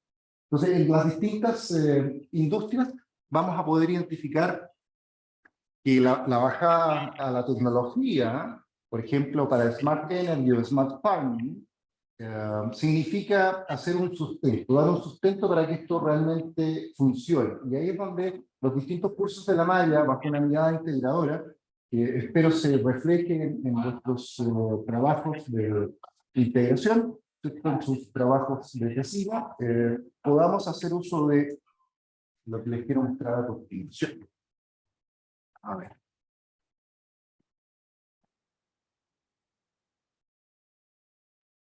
Dame el otro. Ahí sí, ahí estamos. Entonces, lo que les quiero mostrar a continuación. Esto es el desarrollo de cómo hemos ido evolucionando y el posicionamiento es, oye, vamos hacia una sociedad 5.0. La idea no es ponerse a filosofar en esta charla, pero sí darse cuenta que hace rato pasamos los temas de Internet puro basado en computadores y routers, y que ya estamos, hablábamos de tokenización y blockchain, y además de eso estamos aplicando inteligencia artificial sobre un montón de procesos que en el Internet de las cosas masivo, ahí viene el aporte de 5G que hablábamos un rato atrás, va a permitir la transformación digital, por ejemplo, en la agroindustria, en una región como Rancagua. Los proyectos que estamos desarrollando específicamente en esa área, con la gente de Rancagua, son proyectos que al ahorrar 5 días de enviar la fruta, por ejemplo, el caso de las cerezas, significa una millonada de plata si son 5 días los que puedes anticipar, nada más que sensorizando y aprovechando el conocimiento de las horas de frío acumuladas para que esa fruta salga antes y no tenga problemas de tratamiento con los buques, o bien, y coinciden justo los periodos con el año nuevo chino. Entonces, es re harta plata que justifica un montón de proyectos profesionales que sepan hacer. Entonces, los dejo, quiero entusiasmar y los dejo invitados a que le vayan dando de vuelta con ellos en mi pega cómo podría utilizar todas estas tecnologías. Voy a pasar de vista a algunas de ellas. Entonces, cuando miramos esto de las ciudades inteligentes, por mala suerte, lo primero que se viene a la cabeza es el tema de, lo voy a hacer con transporte inteligente. Me interesa la calidad, la verdad es que las aplicaciones son múltiples. Entonces, en un esquema como este, el respondernos primero, este ecosistema basado en AR, y agreguemos a las TIC, o sea, las tecnologías de información y comunicaciones, y agreguemos la automática y la robótica, es el primer desarrollo. O sea, la robótica la tenemos que meter dentro de la ecuación y va a ser parte del programa que vamos a estudiar en este magíster. Pero lo que queremos hacer es mejorar la calidad de vida de los ciudadanos. Queremos agregar valor desde el punto de vista de la sociedad. O sea, queremos ser, en esta parte de beneficios, queremos ser los que las y los ingenieros que estamos lidiando con las plataformas por un lado y con los servicios y aplicaciones por otro. Entonces, la formación que nos estamos dando nos potencia para poder ejercer en este brazo que está soportando, en este caso, a las ciudades inteligentes. Y ahí es cuando hablamos del TICAD. Y empiezan a hacer un montón de tecnologías habilitantes como las que vimos hoy. Hoy estábamos hablando de digital twins, estábamos hablando de tokenización y por supuesto algunas que tienen que ver con soporte de comunicación, que es la evolución del 4G al 5G, que fue el tema de Jorge Sandoval, y también una mirada de cómo se nos viene el 6G en algunos años más. Pero, que aquí viene lo interesante, el curso se arma con Data Science, que incluye Big Data Analytics y Machine Learning, eso bajo un paraguas de inteligencia artificial. No podemos dejar de lado el cloud computing y otras tantas más que más bien por espacio, y para no rellenarnos con tantos nombres de estos buzzwords, ¿cierto? No las incluimos en la presentación. Pero eso es parte del programa y lo que van a aprender. Y allí la invitación es que coloquen en la parte del rompecabezas para que vayan tomando forma. Me explico. Cuando hablamos de tecnologías habilitantes, Internet de las cosas. Y ahí ustedes tienen una plétora, ¿cierto? Hay todo un arcoíris de aplicaciones de Internet de las cosas, partiendo por la domótica y la casa completamente automatizada. Y cuando hablamos de colocar Internet de las cosas, no tan solo para el lado de los sensores, sino también para el lado de los actores. Y poder cerrar los loops agregando inteligencia. Eso es uno de los pilares de soporte, tanto de las smart cities como de las industrias inteligentes. Cuando hablábamos del otro soporte del 3G, 4G, 5G, está evolucionando hacia el 6G, vemos que la cosa se nos va complicando un poco porque las antenas van siendo cada vez más chicas, porque Sandoval hablaba de esto de las bandas milimétricas, en el caso chileno 26 GHz. Eso significa que las antenitas son más chiquitas. Y que para dar una cierta cobertura necesito muchas más antenas pequeñas cada una. Imagínense lo que significa hacer el network slicing, esto de las redes virtuales, la vieja virtualización de TI, para un número donde ya no son 100, ya no son 1000, hoy, ¿cuánto tenemos Jorge entre los distintos operadores en estaciones básicas? Deben ser, hoy día debe tener cada una, digamos, no sé, 8.000, debe haber una. La última cuenta, sumándolos todos, 47.200 estaciones base entre los distintos operadores que dan servicios móviles en Chile. Eso incluye las de 5G que se están instalando. Imagínense multiplicar ese número por 10. ¿Cómo gestionan esa red sin una inteligencia y una automatización? Ahí no hay humanos que aguanten, ¿no? Sobre todo si es que queremos particionarla virtualmente, hacer el network slicing, para dar servicios dedicados. Este va para operaciones quirúrgicas a distancia. Este otro va para servicios de video. Este otro para acceso a Internet SIM. Distintos slides en donde vamos a requerir, considerando en esta evolución hacia el 5G, agregar inteligencia. Ya redes definidas por software. Hablábamos de colocar inteligencia de base, que es un puerto virtual, para poder acercar esa inteligencia hacia los usuarios, pero para gestionar eso vamos a necesitar una mirada arquitectural, y esa es la que yo espero que ustedes tomen a partir del programa, que es lo que aprendan y lo que se lleven para la casa. Entonces, desde el punto de vista de los aportes de inteligencia artificial, aquí está la evolución. Fíjense, por favor, que cuando hablábamos esto de las redes neuronales, de hacer un deep learning en cuanto a redes neuronales profundas, ya lo estábamos haciendo, oye, en estas fechas y lanzamientos comerciales de la década pasada. Entonces, estamos usando tecnologías antiguas que se gatillaron gracias a que las capacidades de cómputo, de almacenamiento y de transmitir grandes volúmenes de información en tramos largos intercontinentales fue posible con bajas latencias. Fibra óptica por un lado, 5G por otro, y computadores bastante más grandes de los que tenían con los famosos data centers distribuidos. Entonces, el aporte de inteligencia artificial, ¿cierto? Les quiero contar parte desde el 43, pero nos permite que hay una evolución, donde al principio teníamos esta evolución digital que más evoluciona, ¿cierto? Este paso de los teléfonos antiguos a los celulares. Bueno, ahora esto lo vamos a ver con aportes de distintas disciplinas, incluyendo la inteligencia artificial, para una revolución robótica. Ahí no se alcanza a ver en la pantalla, pero dice revolución robótica ¿Cuántos ya tienen el famoso robotito que nos limpia la casa?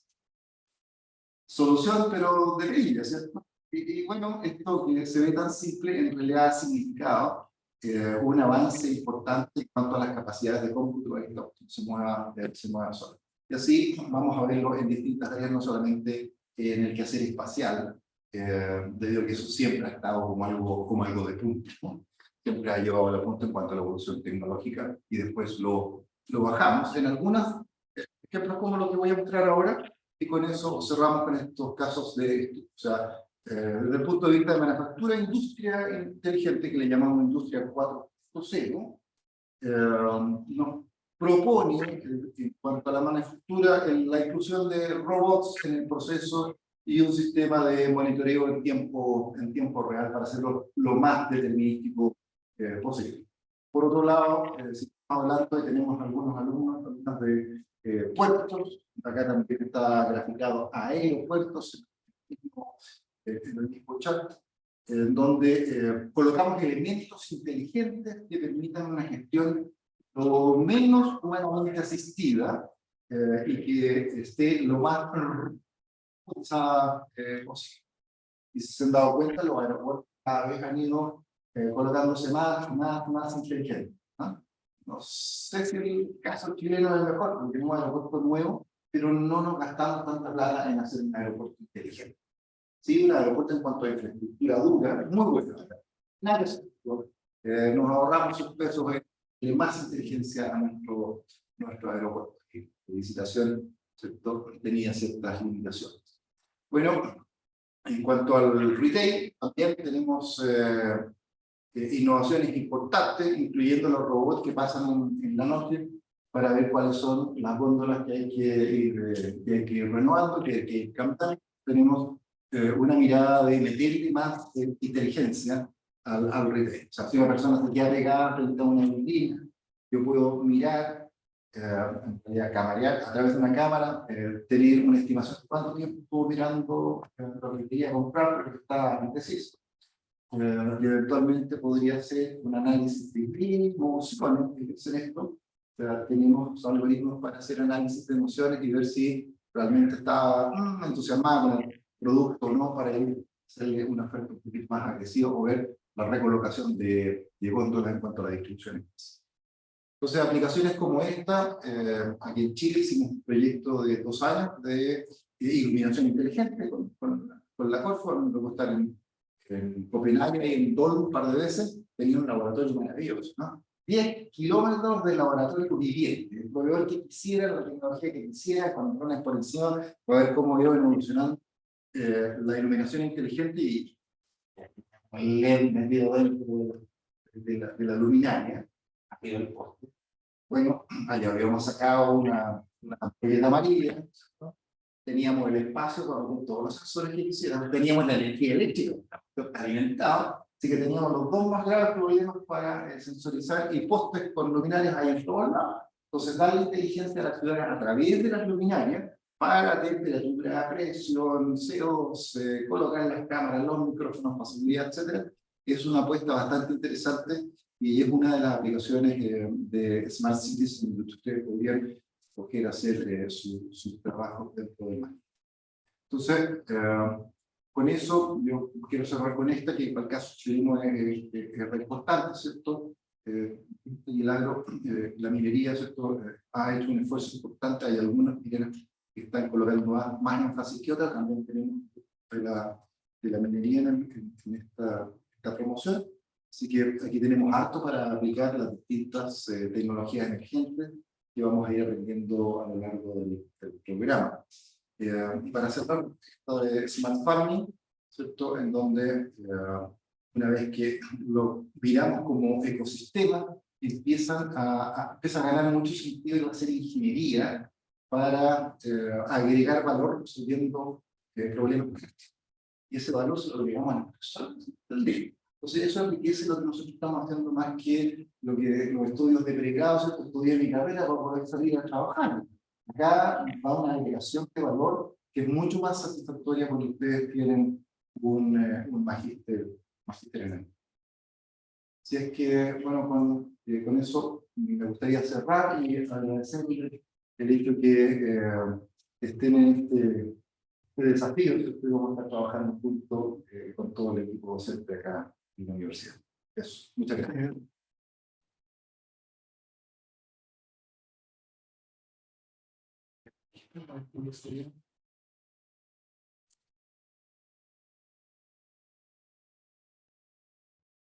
Agradecemos la presentación de los profesores.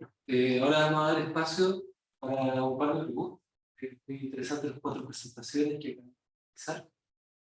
Lamentablemente, dado el agotado tiempo de tanto los expositores como ustedes mismos, vamos a dar espacio solamente para 2 preguntas, ya sea presencial o virtual, de quienes están en línea o quienes están acá en el entorno.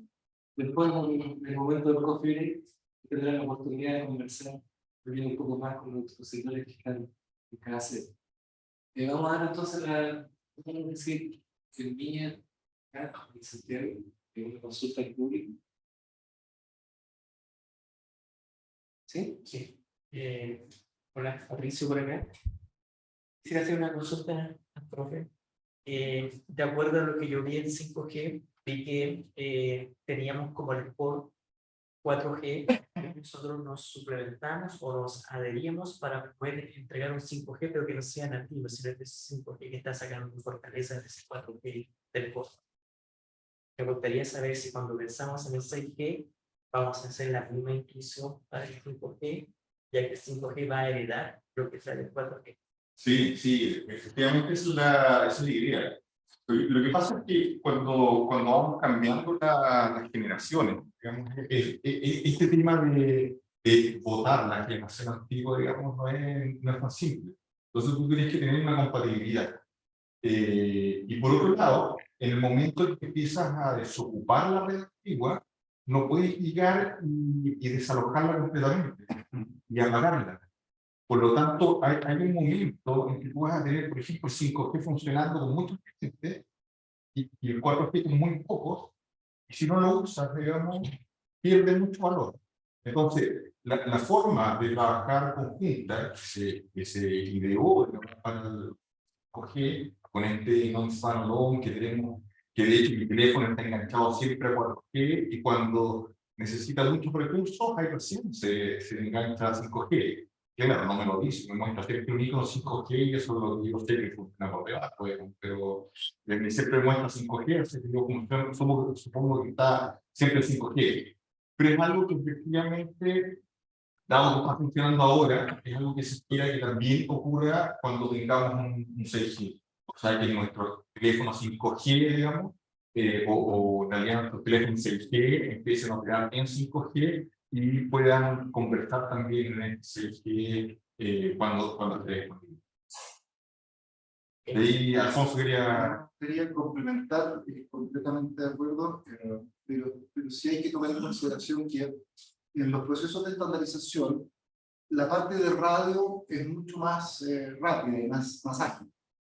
Y la presión comercial de los operadores, y luego con la tecnología que quiere vender, la presión de los proveedores de tecnología, cuando digo operadores con telefónicos, y los proveedores de tecnología, los Ericsson, los Nokia, los Huawei, también están haciendo esta presión conjunta sobre los cuerpos de estandarización, GPP, 5G, y allí la solución, y lo veo ahora como parte de los cuerpos de estandarización, la solución de liberar un poco esta presión de, mira, vamos a sacar un 5G, me van a disculpar aquí, ojalá que un 5G de mentira no, para jugar, que lo único que va a hacer es aumentar el ancho de banda. O sea, en la parte de arriba del triangulito que mostraba Sandoval, ¿cierto? En el Enhanced Mobile Broadband, es de nivel. Pero la otra dos partes del triángulo principal, o sea, esto tener internet de las cosas, pero masivo, ¿entiendes? Sí, así, Internet Communication. Y el URLC, esto de tener conexiones con muy baja latencia y muy buena networking, sorry, pero eso venía en Release 16 y Release 17, cuando lo que teníamos implementado hoy es este paso provisorio para bajar la presión y que todos los operadores puedan decir, sí, yo tengo 5G, pero lo que tienen es un 4G enchulado, en donde tienes más ancho de banda y espera un poquito más para que llegue el 5G completito, standalone, con 16 y 17. Eso que vimos desde el LTE hacia el 5G, vamos a ver muy parecido entre el 5G y el 6. O sea, un nivelar presión para salir con un 6G provisorio, en donde primero abordan las soluciones radio y piden prestado el core de la generación antigua mientras maduran los otros estados.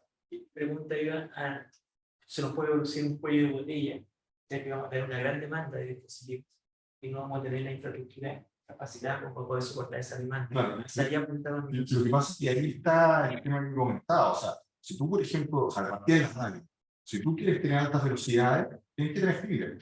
Y la fibra no la puedes instalar de un día para otro. O sea, aquí, por ejemplo, tirar fibra aquí en la ciudad, te demoras años en tirar, no sé, pues quiero tirar fibra por las Condes, digamos, por Providencia. Te demoras varios años en tener todos los permisos para poder tirar la fibra. Entonces, los operadores están hace hartos años atrás comenzaron, digamos, su tarea de tirar fibra como loco, porque esa es la única forma de poder tener un 5G y después tener, digamos, una evolución al 6G. Entonces, tienen que adelantarse en otras tecnologías, como por ejemplo, tener la fibra, el core 4G, también tienen que mejorarlo. O sea, efectivamente tienes un cañón, pero si no tienes la capacidad por 4G para ese aumento de capacidad, tampoco te funciona. Entonces también tienes que haber hecho un upgrade de capacidades del 4G para poder soportar estas nuevas tecnologías. Entonces sí, pero hay un trabajo grande, previo. Gracias, muchas Tocar, gracias. y tocar un tema sensible para nosotros. Indica invertir en infraestructura de backhauling, el resto de la red de backbone y además de eso, de los elementos de core. Sí. Perfecto. Muchas gracias a los profesores Jorge y profesor Alfonso por su respuesta. Vamos a dar entonces paso a la última pregunta. Quizás alguien de Viña tendrá alguna consulta, ya sea para los profesores de Viña o para Santiago. El público está virtual también. No, bueno, si nadie más tiene una consulta, yo no quería tomar el cupo, pero lo tomaré. Vemos varios, pero Mi consulta va dirigida al profesor Peter respecto a lo que mostraba del desarrollo que existe actualmente en blockchain y también cómo se integra potencialmente con IoT. Mi pregunta es, bajo su visión, ¿qué aspectos faltan potenciar o faltan concientizar socialmente para una adopción en masa de desarrollo en IoT y su integración con blockchain? Porque, por ejemplo, para el caso de las criptomonedas, la adopción en masa es algo vital para el crecimiento. En el caso del desarrollo de dispositivos IoT que se integren con blockchain, bajo su visión, ¿qué haría falta para potenciar ese desarrollo? Okay. Yo oí la mitad nomás, entendí. ¿Me puedes repetir, Romina, un poco? Básicamente lo que decía que es lo que falta para poder hacer realmente el despliegue masivo de dispositivos IoT. Ya entiendo, ok. Eso mismo. En las visiones originales uno pensó que IoT iba a crecer mucho más que pasó. Y después de haber analizado eso, se dieron cuenta que no había interoperabilidad verdadera, es decir, no había incentivo para empresas o para personas compartir datos o dispositivos a los demás.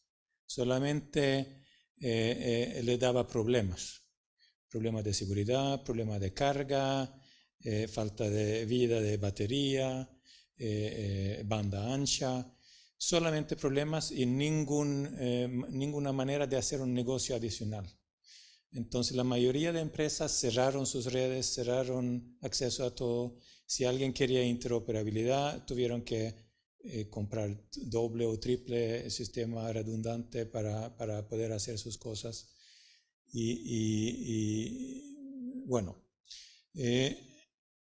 una década atrás, eso volvió a ser más evidente para muchos. Entonces empezaron a mirar empresas en monetización, porque uno necesita poder cubrir gastos, costos y poder tiene que haber un interés para compartir. Y monetización es ese interés. Pero los primeros esfuerzos en monetizar tampoco resultó porque eran propietarios. Eran empresas grandes y todavía existen esas empresas grandes reconocidas que tratan de crear monopolios en control de monetización. Entonces, también empresas y personas no quieren participar. Después hubo tercera ola con los blockchains, etcétera, que conocen más recién, para poder o tratar de crear ecosistemas descentralizados para monetizar y hacer negocio. Este año es evidente para muchos, ha sido evidente para muchos que tampoco funciona por varias razones. No funciona porque las monedas que existen para hacer negocios no son estables. Uno no puede hacer un negocio con alguien si uno no sabe el valor del negocio en un día, un mes o un año. Entonces, si alguien va a tomar un trabajo, por ejemplo, para realizar un trabajo y dicen que va a ganar 100,000 algo al fin del mes, pero no sabes qué es ese algo, no vas a tomar el trabajo. Entonces, la variabilidad de los cripto y la falta de legalidad ha sido un gran problema. De mi punto de vista, interoperabilidad está basado en estándares y ahora vemos esos esfuerzos de estandarización en este campo, de legalización de contratos inteligentes y monetización. Y eso permite cada cual que está interesado, sin grandes inversiones, a empezar a crear soluciones relacionadas a este tipo de intercambio y monetización. Y lo hemos visto antes en otro tipo de tecnología. Cuando eso pasa, hay una mayor atracción de interesados y más innovación. Y eso creo yo es la clave. Se ve ahora un tremendo esfuerzo, pero hay varios esfuerzos compitiendo por el mercado. Están las empresas gigantes que todavía tratan de crear monopolios, que están en contra de la democratización y liberación de tecnología. También existen los esfuerzos de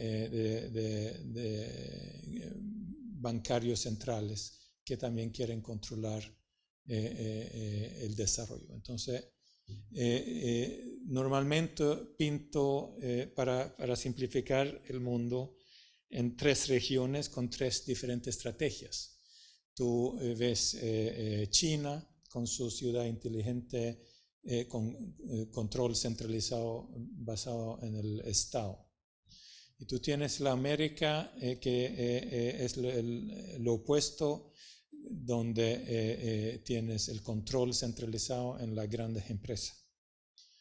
Y tú tienes Europa entre medio, que tratan de crear un sistema legal e infraestructura tecnológica que permite democratización y protección de derechos humanos. Al final del día somos nosotros que decidimos qué decisiones tomamos nosotros como ingenieros de la próxima generación de sistema,